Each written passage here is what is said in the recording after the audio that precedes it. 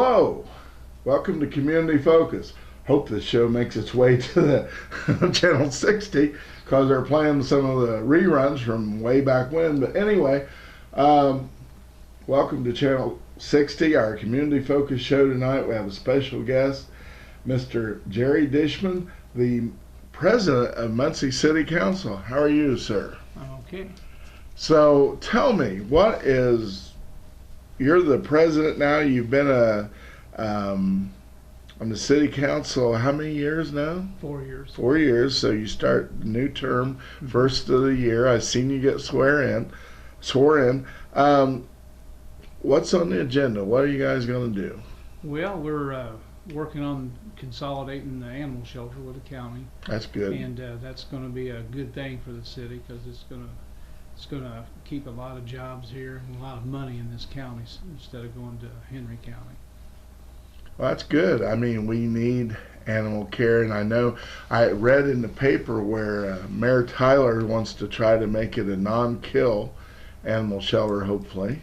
Yes, that's going to be a good thing also. Yes. You know, people out there wanting to adopt animals, and they could have a better selection of animals if there's non-kill shelter. Mm-hmm. And that's a good thing. I know people's been trying to get something done with that, the animal care and the animal shelter for several years now. So hopefully now we can make that happen. Yes, we passed the animal control ordinance that we wanted, but it got vetoed. But we have Dennis in office now that could get things moving in that direction. Great. So tell me, what do you see? I mean, you know, people's talked about the council and couldn't get along and this and that, and it's a majority Democrat now, and people are saying that, well, you know, everybody should get along now for the most part. And I've heard Republicans and Democrats on the council say we're going to work together. What do you hope to see in a perfect world? What do you hope to see and get accomplished in Muncie now? Well, we have a gentleman that just got to be our mayor, Dennis Tyler, and I think that he'll work with the city council. I think he'll let us know what's going on instead of keeping us in the dark all the time. And like I say, I'm excited working with Dennis. Dennis has got a lot of ideas and stuff like that, and I'm really excited on he's got development going to start going on in this town.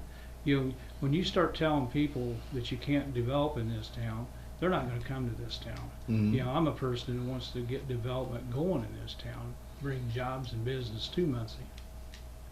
I was talking to somebody I know last night, actually, that hasn't been in this community too many years, about 15, 16 years, and I was telling him about the good old days, with Chevrolet and Warner Gear and the factories and all that. I said, Muncie was a real happening place. You can leave one job one day and get a good job, the next day, and that's pretty much gone. But economic development, jobs, you're telling me that's a goal that the new administration is going to try to strive for. Well, yes, I will definitely work with Mr. Tyler with the economic development in the future of this city. That's a definite yes on that. Well, we need to do something in this city, one, to get jobs, and two, to keep people here from leaving Ball State and places and going somewhere else to have to get a job. Yeah, like I said, when Chevy and BorgWarner kind of left Muncie, that was a big devastation to Muncie. Mm-hmm. And we have some companies that's coming to Muncie, just like Indiana Stamping. That was a good company. The Progress Rail out there, and like I say, there's a few more of the manufacturing companies coming back because this manufacturing progress that they got right now is not working overseas like they want it to. So I was listening to some stuff on the news the other night where a lot of manufacturing jobs are starting to make its way back from China United States. So that's a good. That's a good thing. Yes, it is. What about construction? There hasn't been a lot of construction going on in Muncie for a lot of years. I know I've worked in the construction field for a long time, and mostly had to drive to Anderson or Indianapolis to get construction. Do you see that maybe hopefully popping back up in this area again in the future? Well, one of the things that we had on the city council's agenda was that lane crest out there, building some apartments for upscale apartments for Ball State students. Mm-hmm. And they said he was going to hire private contractors here in Delaware County, so that's a plus. Mm-hmm. So, and plus, they're going to build those buildings, and that'll be a good income on our tax base. Right. Yeah. What else do you see happening in the council? I mean, you got a meeting coming up here pretty soon. What's on the agenda? Well, I think we got the TIF district. We're going to try to expand our TIF district downtown, and I think that's about the only thing we got on our council agenda this month. I haven't went and picked my packet up yet, but I'm going to go pick that up here in the next day or so. Now, how many new people do you have on the council? Well, we got Doug Marshall. Mm-hmm. He's a super nice guy and an intelligent person. We got Nora Powell. She's a very intelligent person, and I think that's just about the new ones we got on there. Mm-hmm. And, we have Julius Anderson that just got in there, and Mm-hmm. he's doing real well. Good. Yep. Now, as far as I've seen, and I've talked to the mayor and the fire chief, and they're opening up a couple of the fire stations, and I was an advocate of getting this one, I think they call it Fire Station 6 there on Martin Luther King Boulevard, open, because that's on this side of the tracks, which protects the Whiteley community. Morningside is where we're at now. The Mayfield, everything on the east side of the tracks here, on the northeast side of Muncie, and it was shut down and last spring, and now that I was told it's getting ready to open here within the next few days, probably, or next couple weeks anyway. Yeah, in the Mock. In the Mock Avenue. And those are two key firehouses. Mm-hmm. And like I said, we got a railroad track that separates the east and the west sides of Muncie. Right. And we was very vulnerable there when that firehouse on Broadway, on Martin Luther King, was shut down. Very much so. And they had to come from the other side of town and come around the bypass side. When they had, if you remember, they had the tracks tore up there at the old Ed's warehouse, right? Mm-hmm. And they had to come from down there 12th and I think it was 12th and Hackley, and that cut some of the response time down. If you had a train coming across McGaggard and stuff like that, number 7 can't get to you. So right. That's that.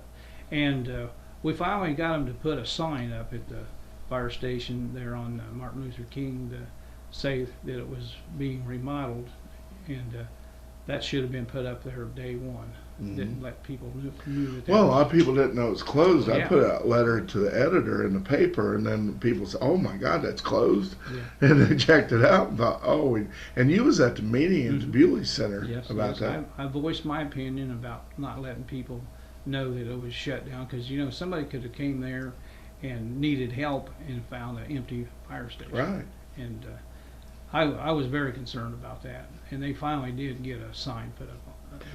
Well, and I was concerned too, and I've been told that hopefully the fire department will go back, because many of them are trained in first response. Mm-hmm. And if somebody is bad, needing medical attention, a lot of times they're right there jolly on the spot, or in their case, they've been here a couple times, and in my neighbor's house, and there was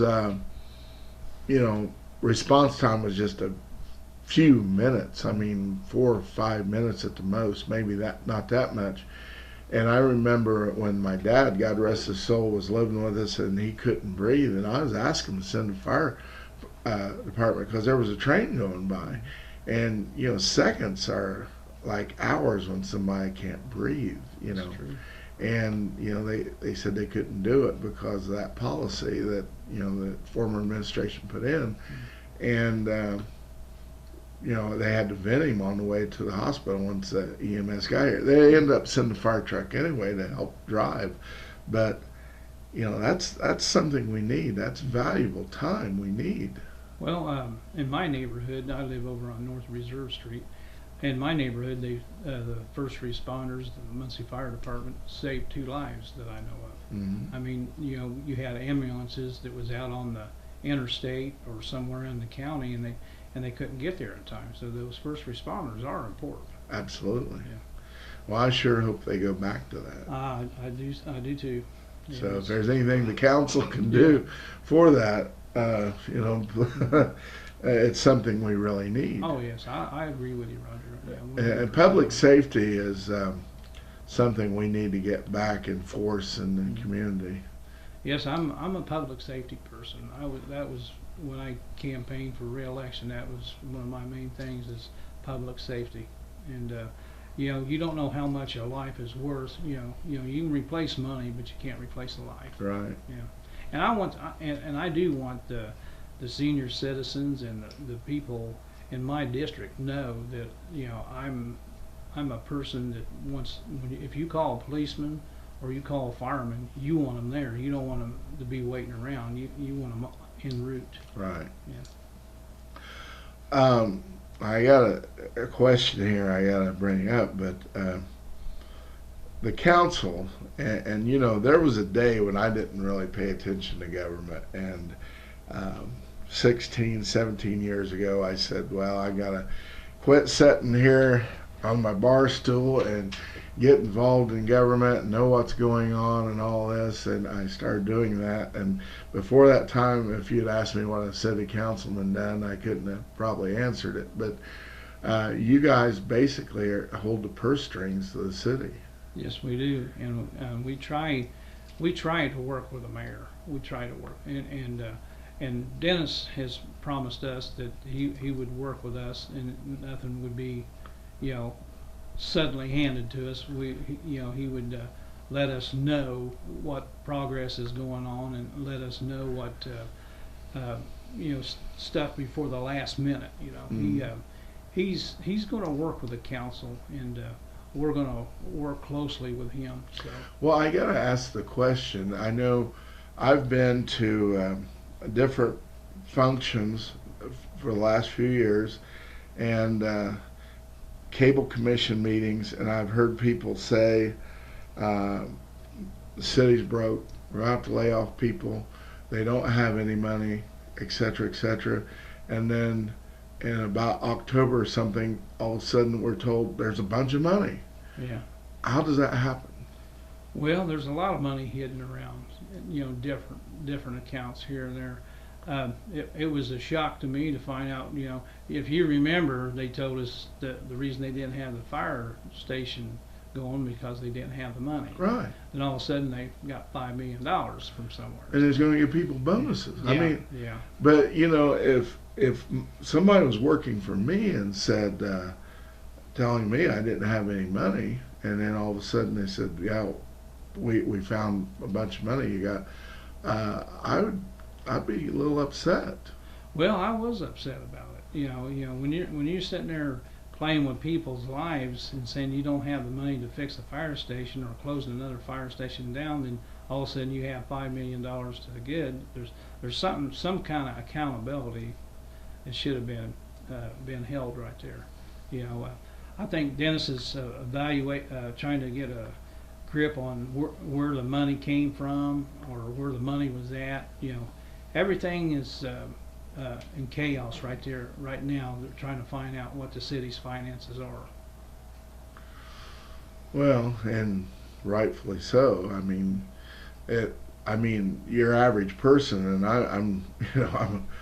I'm not real smart when it comes to money. Anybody can tell you that, but that would concern me because, like I said, you know, we've sat around, we've talked about public access and this and that, different meetings, and you know, everybody was always told we don't have the money, we don't have the money for this or that, and then all of a sudden, you know, there's a bunch of money, and it just kind of looks strange to Yeah, me. it does look strange. Yeah, that's something that's being looked into. Good. Well, you don't have to say no more, but I had to throw the question out there because you know, I've had people ask me that, like, you know, I know everything that's going on, and I don't, but you know, they know that I in the mix a little bit with the government, and they say, you know, how does that work? And you got me. I don't know. Well, I can say it's being looked into, and time will tell where our finances are. Oh yeah, I hope it's. Yeah, I hope we got money. yeah. Me too. Me too. That's something. That's something we'll be looking real hard at. And like I say, we gotta get some cost saving stuff in there. The animal shelter will be a nice cost saving thing.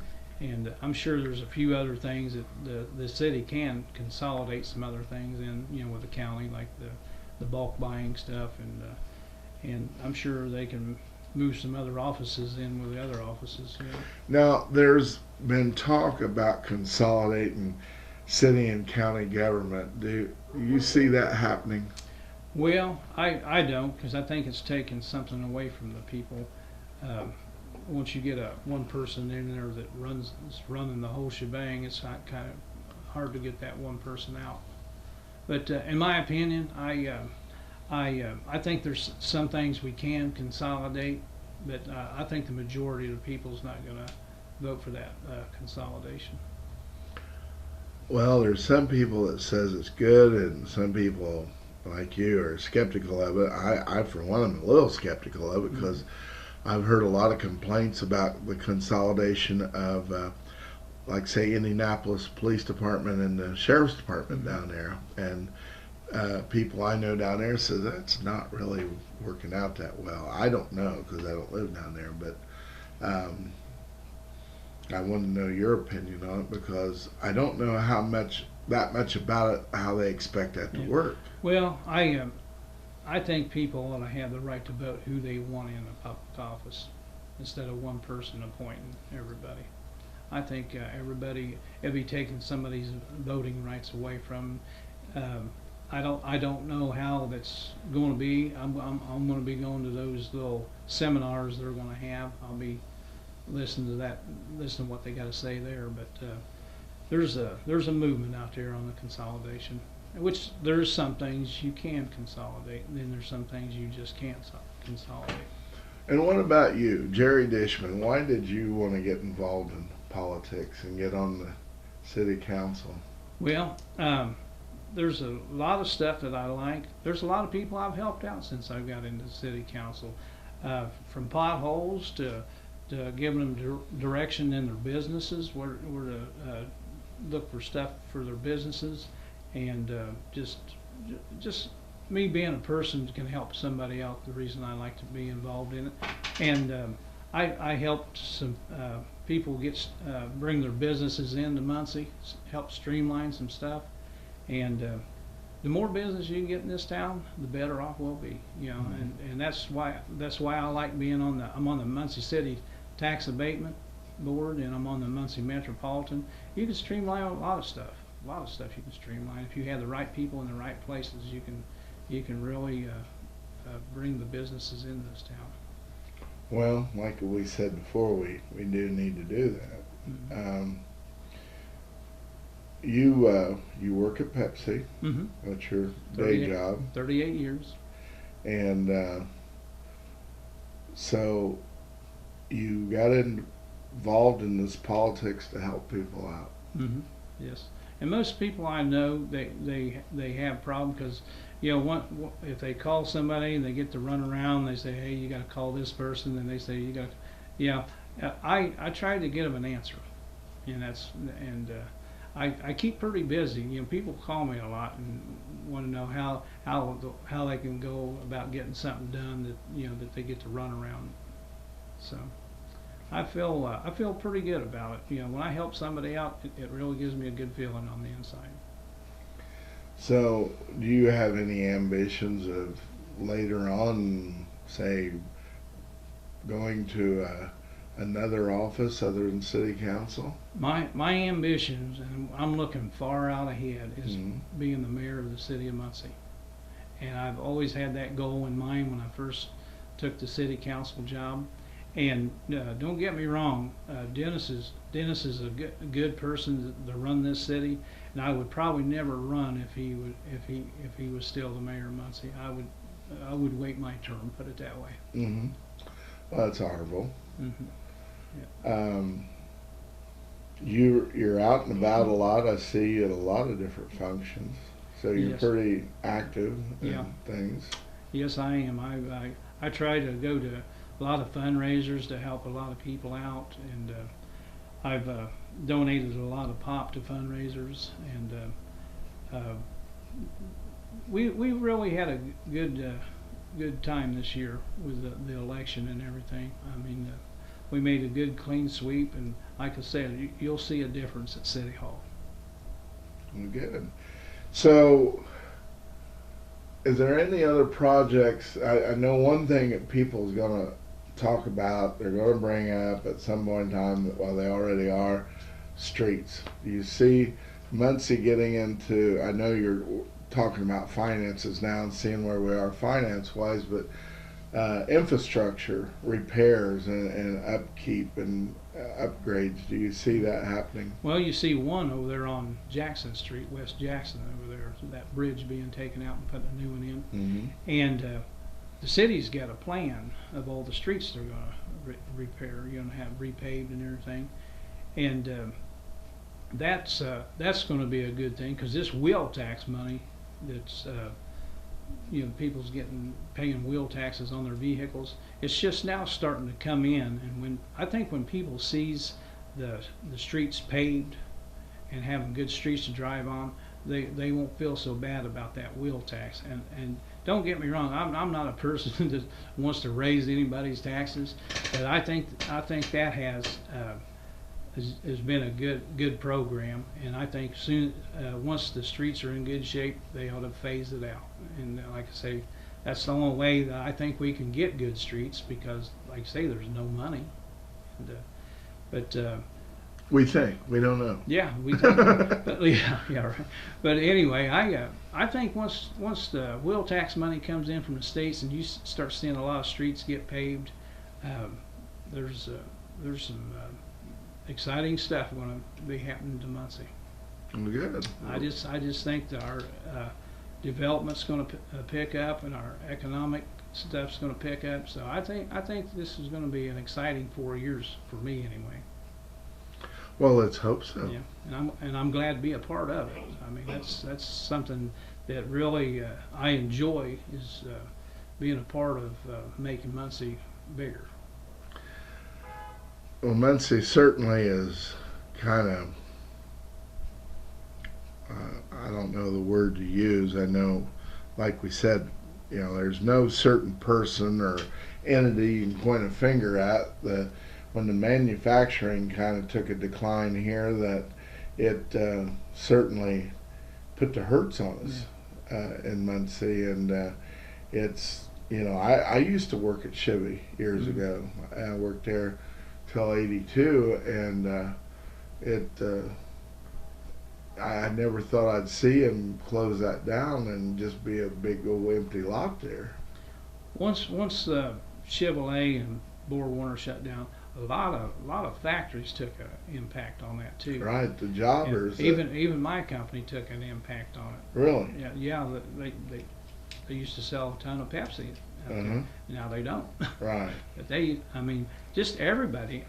Well, one time when I worked there at Chevrolet Muncie, there was 3,000 plus people there. Mm-hmm. And, there was a story going around at the time, this was in the late 70s, early 80s, that Muncie will grow and Anderson will fade away and this and that. Is kind of turned around. Of course, Anderson lost their plants too, for the most part. But they're still, Anderson's doing well, and I say that because while I was paving roads, I was there doing a lot of work in Anderson in the surrounding area, so it was doing pretty well. But let's hope that the manufacturing comes back like they're predicting it will. I think if they give the companies tax abatements to bring the jobs back, I have no problem with that. That's an incentive to get work back here. Department heads. Now, I know you're not the mayor, you're not the person that appoints those, but you certainly deal with them as a city council and president of the city council. What's your thoughts on the department heads? Well, I know most of them, so I know they're well qualified to do the job. And like I said, we've got to get a little handle on Prairie Creek out there and get that back up to par and get a lifeguard out there. That's a unsafe deal for me. Knowing kids are out there swimming at their own risk. I didn't know that till that came up in the debate. I didn't know that. Yeah, it's sad, and like I said, I like to see people back out there having a good time. A lot of them's moved out from out there because of what went on out there, and that's another story in itself, But I think the guy that's over the Parks Department. Who is that? I think it's Harvey Wright. I believe he's going to change that around out there. I think this summer everybody will enjoy it out there. I think they're going to try to have some bands and stuff out there where people can sit back and relax and stuff like that. Good. Anything else you want to throw in the mix? Well, I just like to say I'm all excited that we got a mayor that we can work with, and I'm not saying nothing bad about Sharon McShirley. I think she's a fine lady and everything. But like I say, Dennis he has told me that he's willing to work with the city council, and I told him the city council is willing to work with him on, don't keep us out in the blind. Keep us, what's going on, and we'll do the same with you. So. Well, it takes everybody working Yes, together it does. Make the city work. Yes, it does. And hopefully that'll be what you guys can accomplish. I hope as I being the city council president, I hope I get a lot accomplished this year with Dennis and the rest of the city council. Great.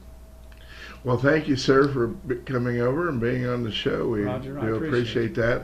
And we're hoping that we can get Channel 60 straightened out, because we are having a little tweaks with it right now. I would love to see Channel 60, stay and get some stuff in there about the city, good stuff, not negative stuff, the good stuff about the city, because the city's already had too much negative stuff going on about. We need to get positive stuff in this town and get the word out. Muncie's happening. That's good. That might be a new catchphrase. Yeah. Muncie's happening. You might have come up with something. Yeah. I'm glad to be a part of it. We'll put that on the vehicles nowadays. Muncie's happening. Billboards and skywriting. I can see it. Yeah. Well, great.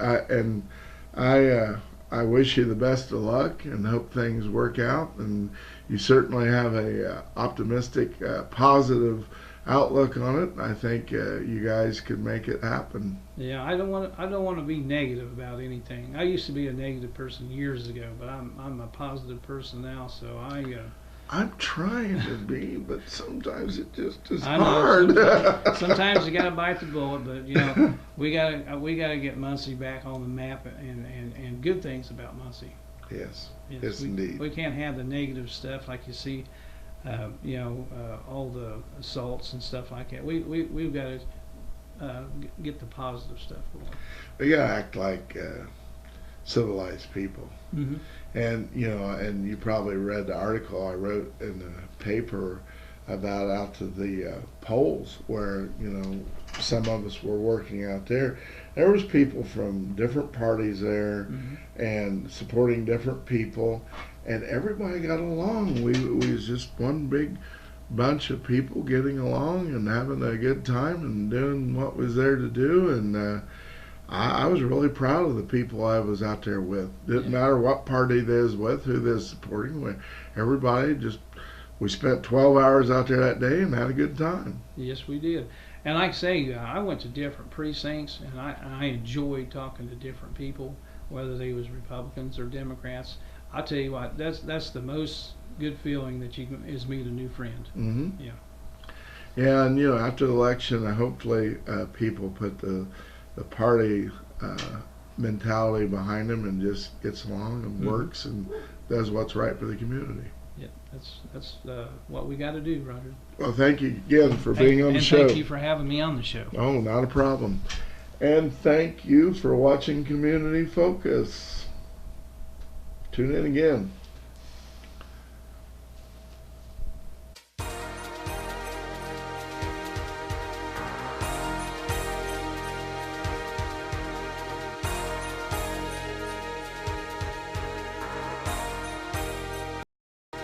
Community Focus would like to thank the following underwriters for their help and support. Hometown Outdoor Advertising Incorporated, Muncie, Indiana. Put your business up for everyone to see. Wishbone Gifts Incorporated, corner of Walnut and Jackson Street in Muncie, Indiana. Best Built Computers, more than 25 years of computer repair experience. 413 South Tillotson Avenue, Suite 1. 765-216-6701 or 765-216-6041. Muncie Crime Stoppers. If you see something, say something. Elm Ridge Funeral Home and Memorial Park, 4600 West Kilgore Avenue, Muncie, Indiana. 765-288-5061. Visit our website, www.elmridgefuneralhome.com.